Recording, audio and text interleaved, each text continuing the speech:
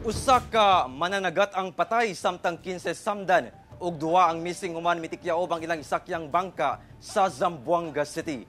Samtang 80 ka kabalayan ang gibaha sa Zamboanga City atol sa kusog nga ulan. Ano ang report ni Chris sa Dapitan? Wala na'y kinabuhi dihang napalgan ang lawas sa mananagat nga si Liberato Butad, 44 anyos, residente sa Barangay Mabuhay, General Santos City, Sabado sa gabi. Dihang mitikyaob ang gisakyan niining bangka samtang nanagat sa Barangay Patalon, Zamboanga City. Samdan ang 15 kakaubanan niining mga mananagat sab ug duha pa ang nagpabiling missing. Ang maong mga mananagat empleyado sa usa ka pribadong fishing company sa Tukuran, Zamboanga del Sur. Sumala sa Coast Guard Zamboanga. Samtang anaa sa lawod ang mga mananagat, nagdaot ang panahon ug nasinati nila ang dagkong balod hinungdan sa pagtikyaob sa gisakyang bangka.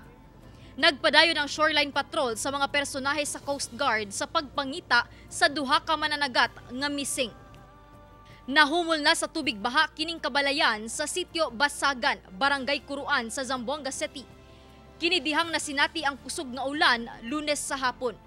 Sumala sa CDRRMO, anaa sa 80 ka panimalay ang apektado. Dali sab nga mibakwit ang anaa sa 300 ka individual. Hinuon, namalik ra sila sa ilang panimalay dihang mihubas ang tubig baha. Wala say natalang nasamdan sa maong pagbaha. Sumala sa Pag-asa, southwest monsoon o hanging habagat ang nagpaulan sa Zamboanga City. Ako si Chris sa Dapitan para sa One Mindanao.